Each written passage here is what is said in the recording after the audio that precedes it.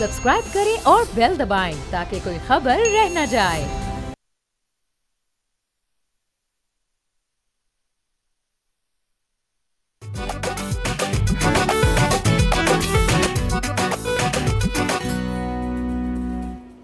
अस्सलाम वालेकुम, बोलो जनाब में बहुत बहुत खुश आमदीद। मैं हूं असद निज़ामी, मेरे साथ हैं अली आफ्ताब। सर क्या हाल है? सर आज फिर इस बात का एहसास हुआ है शिद्दत के साथ कि पाकिस्तान में पॉलिटिकल डेवलपमेंट्स जिस तेज़ी से होती हैं और तवातर के साथ होती चली जाती हैं, कोई एक शो उनका अहाता कर ही नहीं सकता। इसके लिए लाइव ट्रांसमिशंस तवील होनी चाहिए।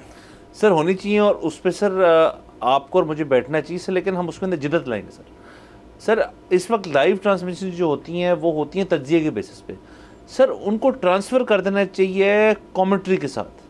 मतलब हमारे जो टॉप कमेंटेटर्स हैं सिवाय रमीज़ राजा साहब के, उनको आप इस्तेमाल करें कि वो लाइव अपडेट्स देने को। सर इतनी तेज़ी से जो चीज़ें बदल रही होती हैं, हर बॉल पे सर कोई नया मसला जो है क्रिएट हो रहा है। सर आज हम लाहौर में, आपने और मैंने भी सर फॉर रिपोर्टिंग सेक हमने जाके देखा किधर किधर बंदिशें और किधर किधर मसले हैं। लाहौर में सर आज सन्नाटा रहा है सर, ना लोग निकले, ना हमें कहीं लोग नज़र आए। और इसकी वजूहत तो कई हो सकती हैं। एक तो ये हो सकती है कि लाहौर में इस कदर प्रीएम्प्टिव बंदिश, मैं कहूँगा, मैंने कभी पहले नहीं देखी कि अभी कोई लोग इकट्ठे हो ही नहीं, अभी कोई उनकी कॉल ही नहीं है उस इलाके की। लालक चौक देख लें, लालक चौक तो एक बेसिकली एक रेजिडेंशियल एरिया है जहाँ पे पीटीआई जो है अमूमन अपना इकट्ठे होते हैं। वहाँ पे भी दो नाके लगे हुए थे। मैं आज गुजरा हूँ वहाँ से, 2 दफ़ा गुजरा हूँ वहाँ से। वहाँ पे पुलिस वैन्स थी और दीगर मतलब आपके जो पुलिस प्रिजनर वैन भी खड़ी हुई थी सर, के चुप के ले जाना। अच्छा, उसके अलावा सर आप मेन बुलवार्ड चले जाएँ, आप तहरीर स्क्वायर चले जाएं, जो कि लिबर्टी चौक, सर आपने बड़ा नाम सर लिबर्टी चौक चले जाएं, वहाँ पे आज सुबह से कंटेनर्स खड़े हुए। उसके अलावा दीगर जगहों पे ये मसले मसाइल पेश आ रहे हैं और मतलब मोटरवेज़ जो है वो बंद हैं। बहुत सर मतलब इसको इतना रोकने की कोशिश की है कि मामलात जो हैं वो यहाँ तक पहुँचे ही नहीं इस नौयत तक कि किसी को भी अरेस्ट करना पड़े। इतना अमला जो इकट्ठा हुआ है, उनको कुछ करने की ज़रूरत नहीं पड़ी जब तक हम ये शो आज रिकॉर्ड करें। रिकॉर्ड इस वजह से कर रहे हैं, मैं ये भी बताता चलूँ, चूँकि हमें इस चीज़ का खदशा थोड़ा था कि हम अपने later on in the day अगर इसको हम करेंगे तो वहाँ पे शायद कोई रुकावटों का हमें सामना करना पड़े और हम पहुँच ना सर। आपको पता है सर, हमें शो अगर को ना करने दे वो रुकावटें जैसे भी हो, फिर आप और मैं जज्बाती हो जाते हैं। हमने जज्बाती नहीं होना, इसलिए हम थोड़ा सा पहले रिकॉर्ड करें। तो अब तक की रिपोर्ट सर ये कि कुछ भी नहीं हो रहा। मतलब मुझे कोई बंदा नहीं नज़र आया। हमने और अपने जानने वाले जो हमारे कुछ फील्ड में लोग हैं उनसे भी मैंने पता किया, इस वक्त तक कोई पीटीआई के लोगों का लाहौर की हद तक कोई नहीं। सर सारे मामला जो हैं इस वक्त इस्लामाबाद में और डी चौक, केपी हाउस, वहाँ पे सारे मामला चल रहे हैं। अभी कुछ देर पहले ही केपी हाउस के ऊपर घेरा डाल के अली मीन गंडापुर साहब जो हैं उनको अरेस्ट करने की एक पूरा मिशन जो है वो गया। अरेस्ट होने पे उनके भाई ने कह दिया कि वो अरेस्ट हो गए हैं। अलबत्ता बाद में पीटीआई की तरफ से ये बयान आया कि वो अरेस्ट नहीं हुए। अभी हमें हुकूमत ने कहा कि अरेस्ट नहीं हुए, पीटीआई के अरेस्ट हो गए। बिल्कुल। अब एक जो है बहुत मशहूर ट्विटर आर्टिस्ट हैं वो सिद्दीक जान साहब, उनके मुताबिक वो वापस पेशावर रवाना हो चुके हैं। सो अब ये तीनों में से क्या असल बात है हमें नहीं पता, वक्त बताएगा ये क्या है। लेकिन सर ये बड़ा एक ड्रास्टिक स्टेप है। गंडापुर साहब के ऊपर तो हम आते हैं, उसके अलावा डी चौक तक जो पहुंचा नहीं जा रहा था, शेलिंग हो जाए, उसके अलावा जो बाकी रुकावटें थी उनको बाईपास करके काफ़ी तादाद में लोग जो हैं वो अब डी चौक की तरफ जाना शुरू कर दिया उन्होंने। मसला सिर्फ ये सर कि अब गंडापुर साहब जो हैं वो इन जिनको आपने जिक्र किया उनकी ट्वीट के मुताबिक ऑन द रन है वापस टू पेशावर। उसके अलावा शायद उनकी वहाँ पे जलसा गाह कह रहा हूँ जहाँ पे प्रोटेस्ट हो रहा है वहाँ पे आमद उनकी नहीं है। बैरिस्टर गौर से लेकर तमाम सीनियर लीडरशिप जो है वो गायब हैं। तो ये सर एक मामलात जो हैं वो बड़ी संजीदा नौयत इख्तियार कर लेते हैं जब आपका लीडर लेस आपका कारकुन जो है वहाँ पे जा रहा है। अब उन्होंने क्या करना है, वहाँ जाके बैठ जाना है, वहाँ से चले जाना है। वहाँ पे उनकी जो इंतज़ामिया जिन्होंने इतनी सिक्योरिटी वहाँ पे लगाई हुई है, उन्होंने उनसे कैसे इंटरेक्ट करना है, उनके साथ क्या करना है। फ़ौज भी सर कल रात को वहाँ पे आ गई थी, उन्होंने क्या करना है उनके साथ। ये सारे मामलात एक गलत तरफ जा रहे हैं। इसके अंदर हमें कुछ सब्र और कुछ ठहराव जो है वो लाना बहुत ज़रूरी होगा, क्योंकि सर आज से कुछ ही दिन बाद SCO कॉन्फ्रेंस भी है, उसके ऊपर भी हम डिटेल में जाएंगे कि उसके ऊपर क्या इफ़ेक्ट कर सकते हैं। तो सर मामलात कोई मतलब मैं कहना चाहूँगा हैप्पी मामलात बिल्कुल भी नहीं है, ये सारी मामलात जो हैं ये बड़े टेंस होने जा रहे हैं।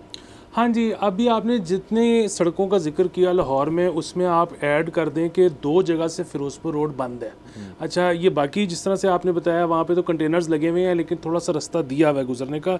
2 जगह से जहाँ से फिरोजपुर रोड बंद है वहाँ से गुजरने का रास्ता नहीं है, लेकिन वो एक इचरे के सामने एक थोड़ा सा आगे है, उनको बाईपास करना बहुत आसान है। शादमान के थ्रू हो सकता है और दीगर जगहों से हो सकता है, लेकिन जो सही मानों में जो कंटेनर्स लगे हैं जहाँ से गुजरना बहुत मुश्किल है या मुमकिन आप कह सकते हैं, गाड़ी या बाइक के लिए, पैदल तो इंसान जा ही सकता है, वो जो ग्रेटर इकबाल पार्क जहाँ पे बेसिकली जलसा होना है मीनार पाकिस्तान, उसको जो चारों रास्ते जाते हैं वो बंद है मुकम्मल तौर पे। अच्छा, अब यहाँ पर अगेन हम ना सिर्फ पॉसिबिलिटीज़ डिस्कस कर रहे हैं क्योंकि गैब का इल्म तो हमें है नहीं, ठीक है। बात ये है कि यहाँ तो लाहौर में जिस तरह से आपने कहा ना, बहुत ज़्यादा उम्मीद नहीं थी। अच्छा, उम्मीद क्यों नहीं थी कि बहुत कोई गैदरिंग होगी? अगेन अगर हो जाती है सरप्राइजिंग होगा हमारे लिए भी। उम्मीद 2-3 वजूहात की वजह से नहीं थी। एक तो वैसे ही अमूमी तौर पे एक मिजाजन कहा जाता है कि जी लाहौरी जो हैं वो ज़रा लेड बैक लोग हैं, और दूसरा उसमें जो अगर आप फैक्टर एक ऐड कर दें तो वो ये है कि जब ये रास्ते वगैरह बंद होते हैं और जब इस तरह से सख्ती होती है, कल भी हम जिक्र कर रहे थे क्योंकि हुकूमत ने इस दफ़ा बहुत डराया, हमारे इंटीरियर मिनिस्टर ने बहुत डराया कि हम आहनी हाथों से निपटेंगे, तो जो PTI की एलीट थी वो तो कल भी हमें उस तरह से नज़र नहीं आई, ठीक है। और हमने प्रोग्राम में भी डिस्कस किया था कि गरीब आदमी तो निकल आया है लेकिन एलीट नहीं निकली। अच्छा, अब इसी तरह यहाँ पर एक जो मसला था कि साइमल्टेनियसली इन्होंने इस्लामाबाद में महाज खोला हुआ है और वो जो सारा KP वाला इनका सपोर्टर है वो इस्लामाबाद में। अच्छा, क्योंकि डेट को इंसाइड कर गई लाहौर में, वही के अगर वहाँ पे ना होता और यहाँ पे होता तो वही KP का सपोर्टर यहाँ आता और उनके बारे में ये एक तासुर पाया जाता है कि उनको अगर आपने बंदिशों से दूर उतार भी दिया है पैदल, तो उसके बाद फिर वो पैदल अपना सफ़र तय कर लेंगे। लाहौरियों से ये कोई एक्सपेक्ट नहीं करता। अगेन अभी वक्त क्योंकि आना है तो हो कुछ भी सकता है। तो ये थी अभी की सिचुएशन कि हमें नहीं लगता अभी तक के लिहाज से कि लाहौर में बहुत ज़्यादा रश होगा, लेकिन जिस तरह से आपने फरमाया इस्लामाबाद में बाकायदा महाज खुला हुआ है, ये एक बहुत ख़तरनाक बात है।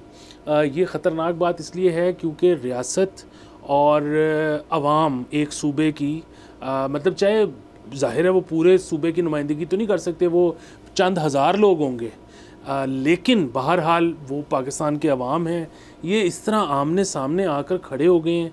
ये बहुत ख़तरनाक बात है। हमें दुआ करनी चाहिए, हमें हर तरह की तरकीब करनी चाहिए कि इस मामले को फौरी तौर पर सुलझाया जाए या इसको फ़िलहाल को बातचीत करके थोड़ा सा कूल ऑफ किया जाए। जाहिर है कोई एक रात में कोई मसला सुलझता नहीं है, कूल ऑफ पीरियड मिलेगा, बातचीत होगी, गुफ्तगू होगी, थोड़ी सी उनकी मानेंगे, थोड़ी सी अपनी मनवाएंगे, वो करते हुए बात हो जाएगी। और अगेन जिस तरह से कल भी हमने डिस्कस किया था कि शफकत महमूद साहब, जिनके हम बहुत बड़े फ़ैन नहीं हैं, लेकिन उनका ये मशवरा अच्छा था कि आप के PTI जो प्रोटेस्टर्स हैं ये वापस चले जाएंगे। आप ये कह दें कि जी जब तक हमारी SCO नहीं हो जाती तब तक हम आईनी तरमीम नहीं लेके आएंगे।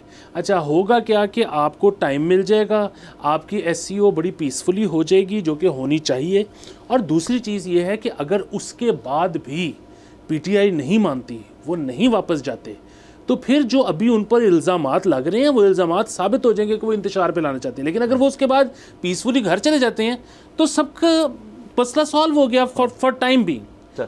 सर बिल्कुल सर, आपने SCO का इसके अंदर कई दफ़ा जिक्र किया, तो सर उसके अंदर भी सर कल की बहुत मुस्बत खबर ये है कि जयशंकर साहब जो हैं इंडियन फॉरेन मिनिस्टर, वो इसमें शिरकत करेंगे। एक डेकेड के बाद कोई इंडियन फॉरेन मिनिस्टर जो है पाकिस्तानी सॉइल पे आएंगे और यहाँ पे SCO की जो एक अहमियत है वो बहुत ज़्यादा है। इससे ये तासुर लेना कि जी हमारे मामलात जो हैं वो इंडिया से अब ठीक होने लगे हैं और या इसी एक कॉन्फ्रेंस से हो जाएंगे, नहीं, ये एक शुरुआत है और इस शुरुआत को हम चाहते हैं कि उसके अंदर एक मुस्तकिल मजाजी है और सिर्फ कॉन्फ्रेंसों के बहाने ये मामलात और ये मुलाकातें ना हो बल्कि ये उसके अलावा भी होती रहें, तो ये उनका एक गुड जेस्चर है कि जयशंकर साहब जो हैं पाकिस्तान SCO में शरीक करेंगे। बिलावल भुट्टो साहब जो हैं वो लास्ट ईयर गए थे। अब इसके अंदर ये भी कहा जाता है कि उनका इस्तकबाल ठीक तरह नहीं हुआ। मुझे पूरा यकीन है कि जयशंकर साहब के अंदर उनके इस्तकबाल और उनकी खातर ख्वाह जो है उसके अंदर कोई भी गुंजाइश जो है वो हुकूमत छोड़ेगी नहीं। सिर्फ सर इसके अंदर सॉरी मसला ये है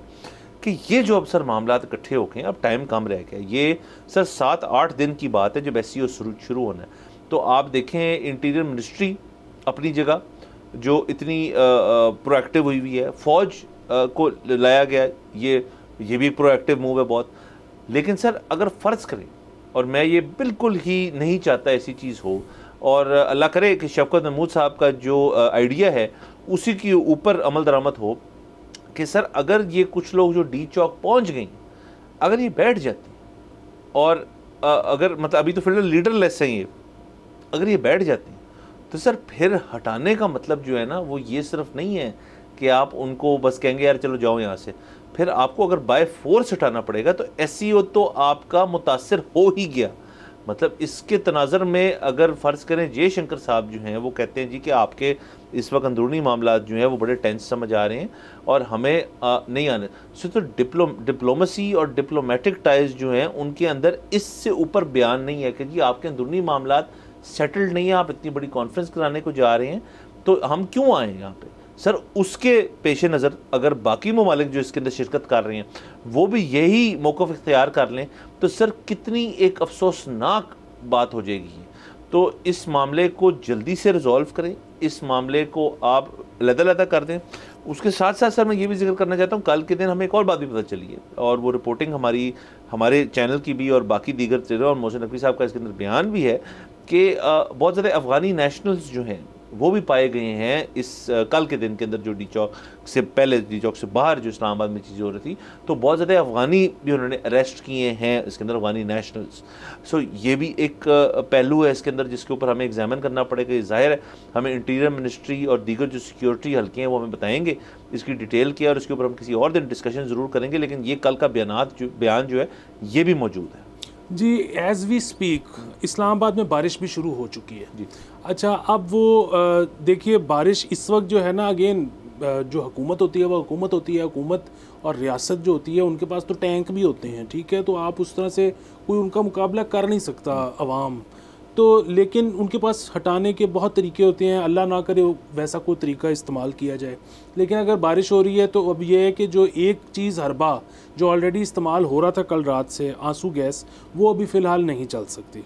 अच्छा, दूसरी बात यह है कि आज सुबह उनको इस तरह के बहुत मसाइल दरपेश थे कि जो लोग D चौक पहुँच चुके थे कल रात या उससे कुछ फासले पर थे, अब वहाँ पर आपको पता है कि इंटरनेट वगैरह नहीं चल रहा था और फ़ोन सर्विस भी वहाँ पे शायद नहीं थी, तो उनको सुबह नाश्ता उनके पास करने की कोई जगह नहीं थी क्योंकि ऑफ कोर्स इर्द गिर्द की सारी जगह भी बंद थी। तो ये इंतज़ामी मामलात भी जो वहाँ पे वॉलंटियर्स थे उनको करने पड़े थे। अच्छा, अब ये जो इस किस्म का माहौल है ना कि एक कैपिटल है आपका, वहाँ पे सिग्नल ही नहीं आ रहे मोबाइल, वहाँ पे अगर इमरजेंसी हो जाए और एम्बुलेंस कॉल करनी पड़े उन लोगों को जो वहाँ के रिहायशी हैं तो शायद वो भी मुमकिन नहीं है। अब ऐसे पे नाश्ते अरेंज हो रहे हैं, ऐसे मौके पे कॉल्स आ रही हैं डोनेशंस की। अब ये इतनी अजीबो गरीब मामलात हो रहे हैं कि जिस तरह से आपने बताया कि SCO क्या दुनिया की कोई भी चीज़ उससे मुतासर हो सकती है। फिर जिस तरह से आपने कहा जी कि क्योंकि 15 साल बाद शायद इंडिया का कोई डेलीगेशन आ रहा है तो यहाँ पर बहुत इस किस्म की तशवीश पाई जाती है कि जी इससे हालात ठीक हो जाएंगे, इससे हालात ठीक हो जाएंगे। देखिए, जिस तरह से आपने कहा कि ये पहली बूंद है, दूसरी चीज़ ये है कि ना भी हों, वो जो कहते हैं ना कि अपने हिस्से की शम्मा जलाते जाते हैं, तो ये बेसिकली वो है। सो अपने हिस्से की शम्मा तो जलानी है। आज हमारा दौर है, हम जिंदा हैं, हमने चलानी है, उस उधर जो हमारी जनरेशन है उसने करनी है।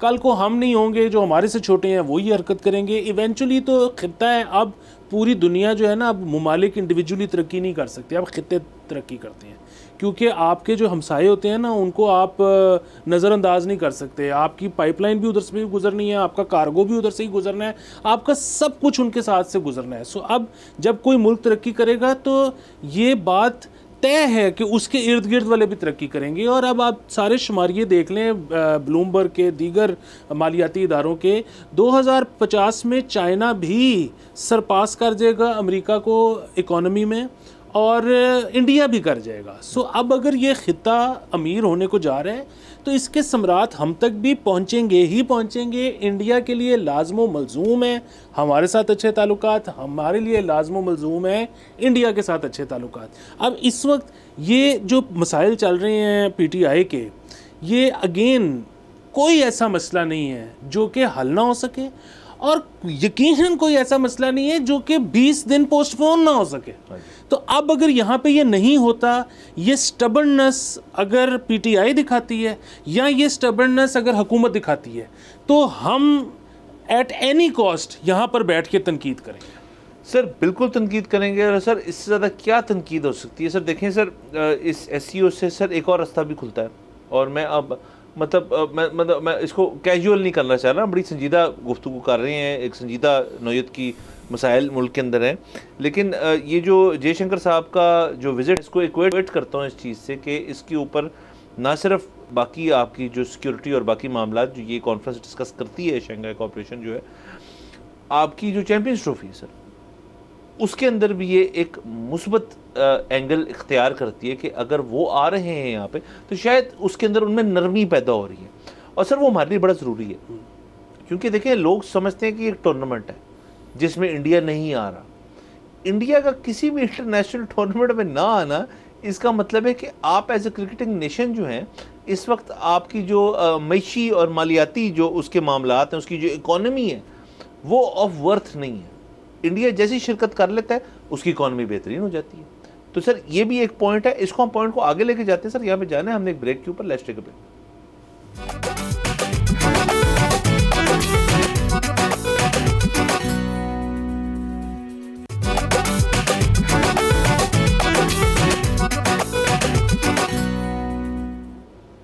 Welcome back from the break. आप देख रहे हैं बोलो जनाब। सर ब्रेक से पहले हम बात कर रहे थे ये सारे मामलात इस्लामाबाद और लाहौर में इस वक्त चल रहे हैं। CM KPK जो हैं उनके बारे में क्लियर खबर नहीं है, PTI क्या करने को जा रही है आगे, उनकी लीडरशिप है या नहीं। उसके बाद SCO की सर हम बात करते हैं। SCO के अंदर जो मैंने जिक्र किया कि एक और मामला जो है जो शायद टैकल हो पाए इस चीज़ से, ना कि मैं ये कह रहा हूँ कि जयशंकर साहब ये बात करने आ रहे हैं यहाँ पे, शायद इसके ऊपर जिक्र ही ना हो, बट एक नरमी पैदा होती है कि ये जो चैम्पियंस ट्रॉफी होने को जा रही है उसके अंदर शायद इंडिया की शिरकत जो है मुतवक्के हो, और इसके बाद तो ये एक अच्छी चीज़ है। अगर फ़र्ज़ करें ये मामला डिटेल हो जाता है तो मेरे ख्याल में वो तो फिर एक लॉस्ट कॉज है, वो नहीं हो पाए। सर इसमें हम इंडिया की और क्रिकेट की तो बात कर रहे हैं, जो सबसे अहम बात है वो ये है कि SCO जो है वो शंघाई है, ठीक है, वो चाइना है। अच्छा, इस वक्त हमें इतना मुश्किल पेश आई है IMF का कॉन्ट्रैक्ट लेने में, और उसकी वजह ये है कि IMF को इस बात की बहुत तशवीश थी कि हम पैसे IMF से लेंगे। बेसिकली हम तशवीश तो अमेरिका को थी कि हम पैसे IMF से लेंगे और उससे हम डेट सर्विसिंग करेंगे चाइना की। अच्छा, बुनियादी बात ये है कि ये जो चाइना से हमने CPEC के लिए अभी तक पैसे लिए, अगेन वैसे तो इसको जब ये लिए थे 2014 से शुरू हुआ हुआ मामला, 17-18 में भी लिए, तो ये उस वक्त ज़्यादा इसको ट्रांसपेरेंट होना चाहिए था, हमें अंदाज़ा होना चाहिए था आवाम को कि क्या शराइत हैं। लेकिन बहरहाल जो बुनियादी मसला है वो ये है कि ये जो इनकी पेमेंट्स आ गई, ये हमें इतनी मुश्किल ना लगती अगर पैसे अभी तक वहाँ से आ रहे होते, CPEC का काम रुका ना होता। CPEC का काम बीच में रुक गया, जिसकी वजह से अब मज़ीद पैसे भी नहीं आ रहे, हमने अपनी एक साथ भी वापस करनी है, तो बर्डन डबल हो गया। अच्छा, अब ये वो टाइम था कि जब चाइना ये बातचीत कर रहा है, वहाँ पे उनके प्रेसिडेंट ने भी ये बयान दिया है कि हम CPEC फ़ेज़ 2 दोबारा शुरू करना चाह रहे हैं। अब इस वक्त अगर हमारे अंदरूनी मामलात की वजह से वो रुक जाता है तो ये जो 7 बिलियन हमें मिला है ये तो कुछ भी नहीं है IMF से जो मिला है। वही वाली चीज़ कि हमने तो इन 4 सालों में $100 बिलियन वापस करना है दुनिया को। और इसमें जो सबसे बड़ी जो हमारी ख्वाहिश है वो ये है कि जो चाइना और अमेरिका है वो तो बायलैटरली हमारा वैसे ही आगे कर देंगे, ठीक है, रोल ओवर कर देंगे, जिसमें बल्कि सऊदीया भी शामिल है, जिसमें शायद UAE भी शामिल है, ये तो रोल ओवर कर देंगे। दूसरा ये है कि जो हमने पेमेंट्स करनी भी होंगी चाइना से भी आ रही होंगी CPEC के सिलसिले में, जो कि हम उनको इस्तेमाल कर रहे होंगे। जब ज़ाहिर है जब पैसे आते हैं आप उनको खर्चते हो, उसके नतीजे में एक इकनॉमिक एक्टिविटी होती है। जब इकनॉमिक एक्टिविटी होती है उसमें से रेवेन्यू जनरेट होता है। जब रेवेन्यू जनरेट होता है तो you are in a position to pay others, ठीक है। तो ये सारी चीज़ें हमारी उससे जुड़ी हुई हैं। मतलब मेरे तो ये ख्याल है कि जो सबसे ज़्यादा डेंट खुदा ना खास्ता हमें पड़ सकता है वो चाइना से पड़ सकता है कि आपके हालात ठीक नहीं है तो अभी CPEC फेज़ 2 तो हम नहीं शुरू कर सकते। सो इन सारी चीज़ों को मद्देनज़र रखना चाहिए। और मैं सिर्फ बार बार इस पर करूँगा बात कि यकीनन PTI जो को इसको मलूज़ खातिर रखना चाहिए, लेकिन साथ में हुकूमत को भी रखना चाहिए। अगेन अगर कोई मतलब उन्होंने मशरूत एक शर्त दे दी है और वो शर्त ये है कि आप 20 दिन वो आगे कर लें अमेंडमेंट, तो हम 20 दिन ये आगे कर लेते हैं। मेरे ख्याल में इसको चूज़ करने में कोई बुराई नहीं है। हाँ जी सर, बिल्कुल सर। और अगेन सर हमने तमाम जो इसके ऊपर गुफ्तगू की है वो हर तरफ से एक चीज़ पे पॉइंट कर रही है कि ये मामलात जो हैं इनको रिज़ॉल्व जल्द से जल्द किया जाए। और सर देखें, रिज़ॉल्व करने की जो बेसिक रिस्पॉन्सिबिलिटी है वो दोनों तरफ से है। PTI की सीनियर लीडरशिप जो इस वक्त तक गायब है वो आके अपने बयानात पेश करे, एक टेबल पे बैठे। मोहसिन नकवी साहब से बात करनी पड़ेगी शायद, और हुकूमती लोग जो हैं वो नॉमिनेट हो जाएंगे। बैठें, एक कमरे में जाएं, बाहर निकलें और कह दें जी कि आप सब लोग जाएं, हम इस चीज़ को कंटिन्यू रखेंगे इसके बाद, क्योंकि ये मुल्क के लिए इस वक्त इसकी ज़्यादा ज़रूरत है ना कि इस चीज़ की। तो ये अगर कर लें तो बहुत अच्छा है, नहीं करेंगे इसका नुकसानात जो हैं उनकी जो शाखें हैं वो आने वाले कई सालों तक हमें चुभेंगी। बिल्कुल। और ये एक्सपेक्ट ही क्यों किया जा रहा है कि अगर हम इस सबको 20 दिन के लिए मौखर कर देते हैं तो एग्जैक्टली 20 दिन गुजरने के बाद हम इसी जगह पर खड़े होंगे कि एक तरफ एक शख्स है या एक तरफ एक जमघट्टा है और दूसरी तरफ रियासत है। नहीं हो सकता है उन 20 दिनों में कोई दरमियानी राह निकल आए। तो बिल्कुल हो सकता है, बिल्कुल। बस सर हम दुआ करते हैं कि इस मामला ज़रा ठीक हो। SEO is important. बिल्कुल। अच्छा सर आगे चलते सर। सर हमें ज़रा एविएशन इंडस्ट्री के बारे में फिर बात करनी पड़ेगी। प्राइवेटाइजेशन के मैं बिल्कुल जिक्र नहीं कर रहा। दो सर मुख्तलिफ खबरें जो हैं वो हमारे पास हैं। उनमें से पहली ये है कि अब PIA की तरफ से उनके टर्की जाने के एक तो जो 13 अक्टूबर तक जो फ़्लाइट्स हैं वो बंद हो गई हैं। नंबर 1 खबर ये है कि क्यों बंद हुई हैं, क्योंकि वो कह रहे हैं हमारे पास वॉल्यूम ही नहीं है, लोग हमारे साथ ट्रैवल नहीं करना चाह रहे। बजट एयरलाइंस आ गई हैं, दीगर और मामलात हैं जिसकी वजह से लोग PIA प्रेफर नहीं करें। नंबर 1। नंबर 2 ये है सर, पाकिस्तानी शहरियों के लिए जो चंद ममालिक UAE वगैरह, थाईलैंड और दीगर जो ममालिक हैं उनके लिए कहा यह जा रहा है कि आपने जब अपना बोर्डिंग पास लेना है चेक इन के ऊपर तो आपके पास जो टिकट होनी चाहिए उसका जो PNR नंबर होता है सर, जो आपकी टिकट को आइडेंटिफाई करता है, और टिकट नंबर जो है वो 1 होना चाहिए। आपकी जाने की और वापसी की टिकट जो है बेसिकली 1 होनी चाहिए, एक एयरलाइन की और एक ही टिकट नंबर की होनी चाहिए।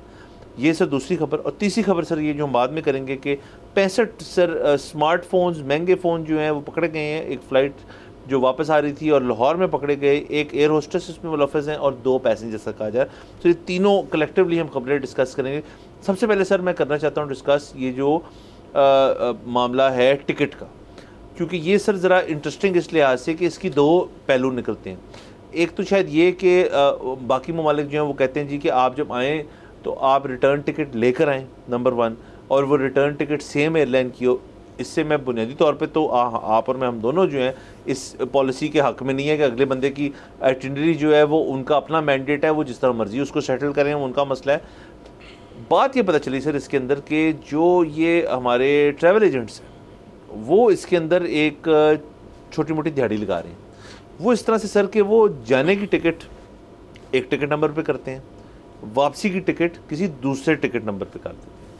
उसकी वजह कि एक दफ़ा आप एक ही टिकट नंबर पर ट्रैवल कर जाएं, वो टिकट तो शुरू हो गया, उसकी वापसी जो है खुदा न खास्ता आप नहीं कर पाते तो उसके अंदर रिफ़ंड जो होता है वो एक मुश्किल चीज़ होती है कि भाई आप चले गए हैं, आपने नहीं है ना, बिफोर टाइम आप कर दे तो ठीक है, लेकिन उसके अंदर भी कोई पॉलिसी जो है वो ज़रा डिफरेंट है।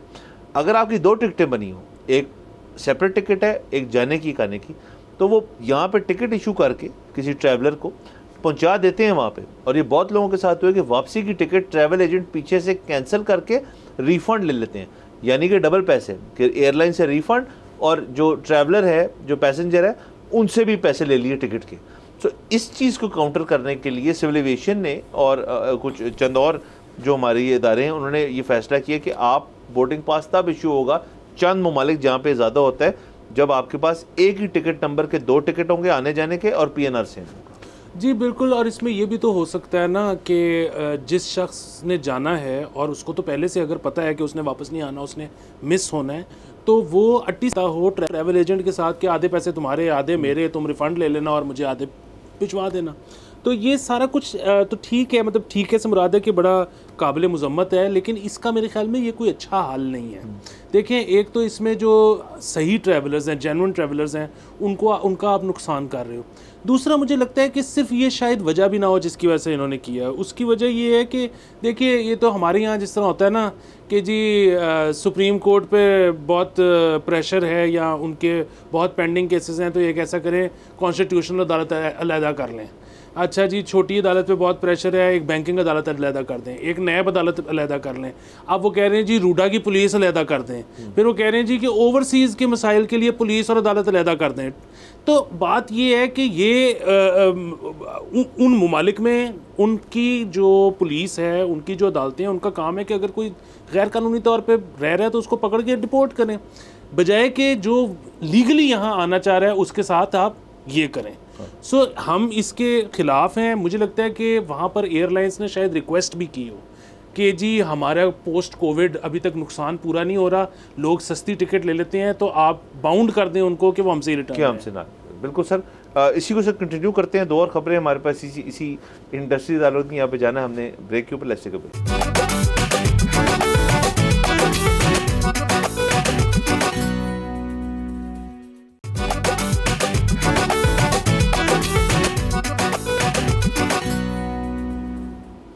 Welcome back from the break. आप देख रहे हैं बोलो जनाब। सर, ब्रेक से पहले बात हो रही थी टिकटों की, सर आनिया जानियों की, और अब सब आनिया जानियाँ एक होंगी सर, एक टिकट पे होंगी। लोगों को ज़रा इसके ऊपर अमल करना पड़ेगा अब ये सर। लेकिन मैं इसमें आगे ये देख रहा हूँ कि अगर एयरपोर्ट के ऊपर आप गए हैं और ट्रैवल एजेंट से टिकट लिए और उससे गलती होगी या वो आपसे कोई गेम डालना चाह रहा है तो आपको बोर्डिंग पास नहीं मिलेगा, तो सर जो वीडियोज़ और लड़ाइयाँ और जो उनके अमले के साथ होंगी ये एक मसला बन जाएगा। आपने जैसे ब्रेक से पहले जिक्र किया, इसके और बहुत बेहतर तरीके हैं, इसके और बहुत तरीके हैं बेहतर। और मेरे ख्याल में हम सबको एप्लीकेशन एक लिखनी चाहिए तमाम एयरलाइंस को, उन ममालिक को जिन्होंने ये फ़ैसला किया है कि ऐसे मत करें, ये ठीक तरीका नहीं है इस इशू को डील करने का। अच्छा, दूसरा आपने इसमें जिक्र किया कि पाकिस्तान की PIA की टर्की की फ़्लाइट्स कैंसिल हो गई हैं। सर कैंसिल नहीं हुई, उन्होंने खुद वो जहाज़ भेजना बंद कर दिए हैं क्योंकि वो कह रहे हैं हमारे पास वॉल्यूम नहीं है, कोई मुसाफिर ही नहीं है उनके पास। बिल्कुल, तो सवाल ये पैदा होता है कि मुसाफिर क्यों नहीं है, क्योंकि मतलब अगर आप देखें कि एक तो उनका मुकाबला होगा टर्की की एयरलाइन के साथ। अच्छा, दूसरा जिस तरह से आपने कहा कि जी बजट एयरलाइंस भी आ गई हैं। सर मैंने कहा नहीं, बट मैं कह देता हूँ कि सर बजट एयरलाइंस में एक जो बहुत नंबर इस वक्त चल रही है वो फ्लाई दुबई है और उसकी टिकट जो है वो बहुत सस्ती है। जी बिल्कुल ठीक है। अच्छा, अब लेकिन प्रॉब्लम पता है क्या है, मैं यहाँ पर गलती PIA की ही समझूंगा, क्योंकि उसकी पहली वजह तो ये है कि वो जो बजट एयरलाइन जिसका आप जिक्र कर रहे हैं वो डायरेक्ट नहीं जाती, उसको पहले स्टॉप ओवर देना पड़ता है दुबई में। सो क्यों उनको सस्ती पड़ रही है टिकट आपसे?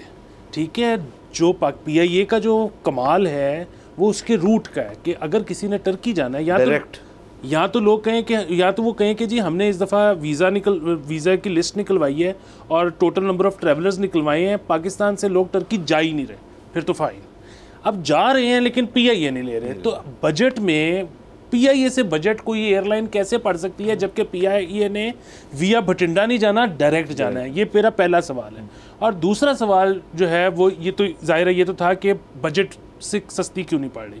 जहाँ तक बात है टर्किश से या नॉन बजट किसी भी एयरलाइन से मुकाबला करने की, हाँ वो हम नहीं कर सकते।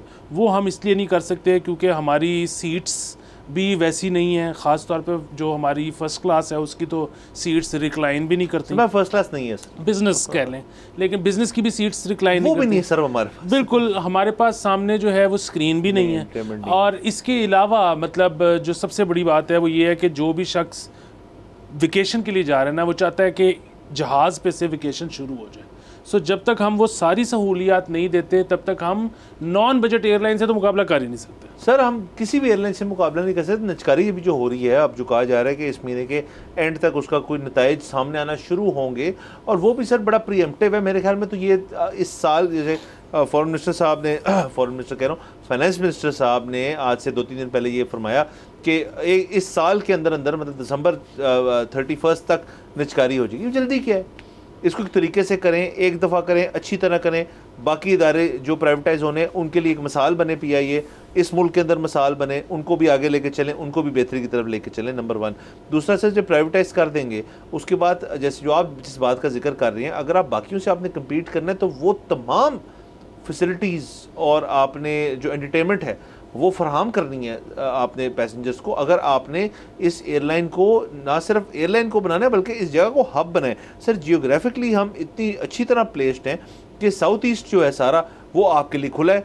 आप पाकिस्तान एज अ हब अगर यूज़ करें तो आपके लिए बड़ी अच्छी टिकटें बन जाती हैं, बड़ी अच्छी फ़्लाइट बन जाती है, और आपको पता है जिस जगह हब होता है उस जगह टूरिज़म भी बढ़ता है। तो सर इन दोनों चीज़ों को लिंक किया जा सकता है इस तरह से कि आपने अगर इस बिज़नेस में जाना है तो इस बिज़नेस का एक असूल जो है वो बन चुका है कि ये टूरिज़म का बिज़नेस है।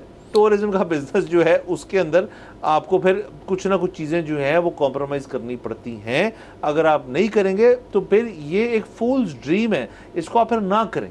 यकीनन इस वक्त काश कोई हमारे हुक्मरानों को, हमारी इस्टेब्लिशमेंट को और उन तमाम कंपनीज़ को जो इंटरेस्ट शो कर रही हैं पीआईए लेने में, इन सब को एक कमरे में बिठा के सिर्फ एक लाइन कोई बता दे कि airline is no longer a transport business, it is a hospitality business.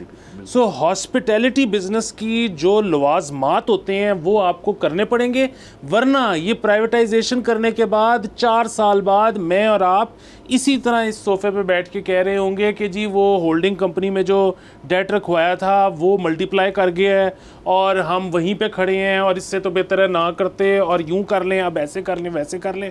अगर ये मतलब एक फ्यूटाइल एक्सरसाइज करनी है तो उससे तो बेहतर है कि आप रहने ही दें। हाँ, और सर मुझे अपने जो हमारे 2-3 बिडर्स जो हैं जो मेन आपके जो लग रहे हैं जो आगे आएंगे, उनको सुन के और समझ के तो ये लगता है कि वो इस चीज़ को रियलाइज़ करते हैं, क्योंकि सर वो अपना पैसा लगा रहे हैं इसके अंदर, तो दे विल वो इस बिज़नेस की निटी ग्रिटी में घुस के इधर आ रहे होंगे, वो एवं नहीं आ रहे होंगे। आमीन, अल्लाह करे। सर आगे चलते हैं सर प्लीज़।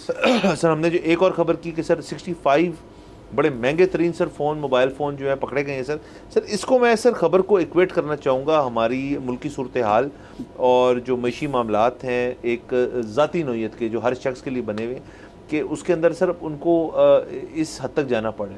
हमारे एयर होस्टेसेस जो कम्युनिटी है वो बड़ी बड़ी चीज़ों में मुलफ़िज़ रहे हैं। माजी के अंदर भी बहुत ख़बरें मिलती रही हैं कि वो फ़ोन स्मगलिंग हो, वो अल्कोहल स्मगलिंग हो, वो वहाँ जाके स्लिप हो जाना हो और दीगर और चीज़ें जो उनमें मुलफ़िज़ रहते हैं।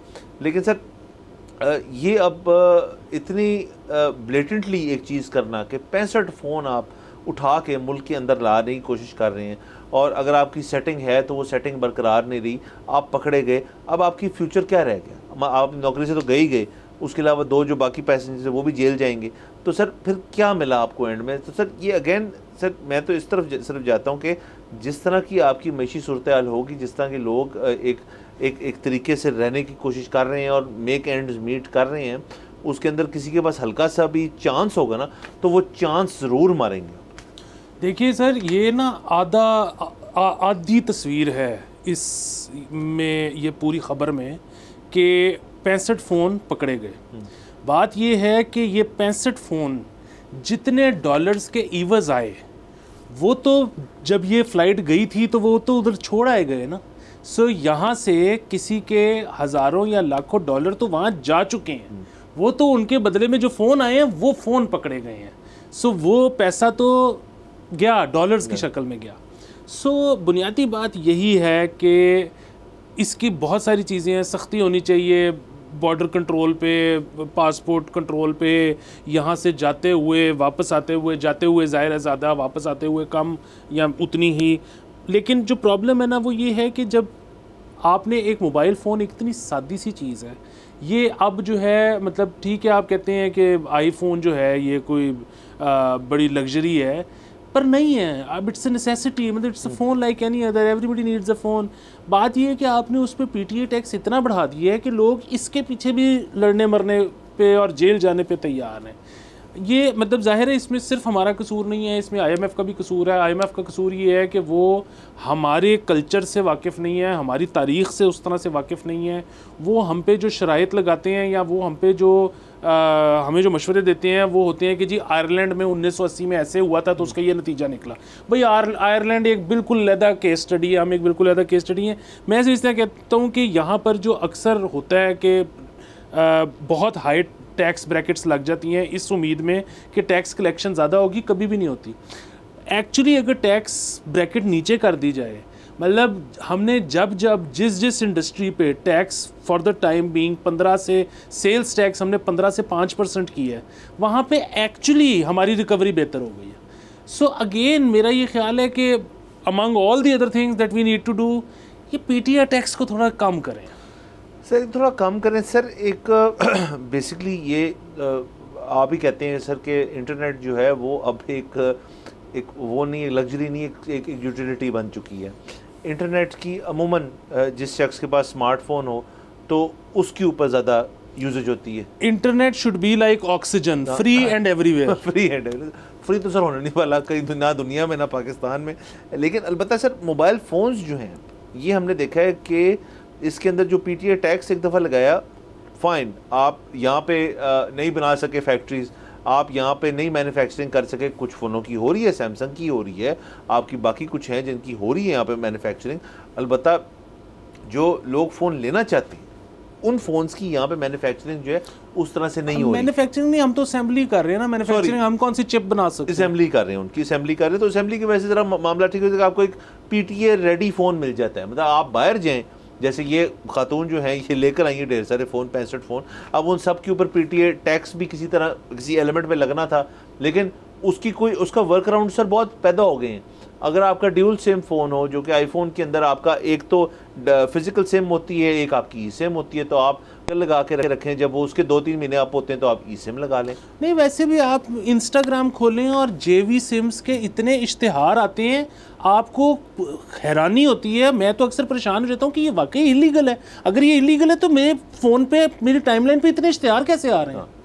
बिल्कुल सर। और सर अगेन ये देखें, अब हम सर उस तरफ चल पड़े हैं अनफॉर्चुनेटली कि अब ऑल्टरनेटिव सोर्सेज ऑफ इनकम जो हैं उसके लिए जो जिसे कहना चाहिए जो सही रास्ते हैं वो बदरीज कम होते जा रहे हैं। लोग आपको नज़र आएंगे जो कि इस किस्म की चीज़ें करेंगे। हम इनके बुनियादी ख़िलाफ़ हैं। कोई भी चीज़ गैर कानूनी है वो गैर कानूनी है, हालात जो भी हों आप मजबूर हैं तो वो एक बहुत ही अनफॉर्चुनेट चीज़ है। लेकिन आपको सोचना चाहिए अपने फ्यूचर का, अपने घर वालों के फ्यूचर का, और इस तरह चीज़ों से दूर रहना चाहिए। बहरहाल हमारा आज का वक्त ख़त्म हो जाता है। कल आपसे इंशाल्लाह फिर मुलाकात होगी। इजाज़त दीजिएगा, खुदा हाफ़िज़।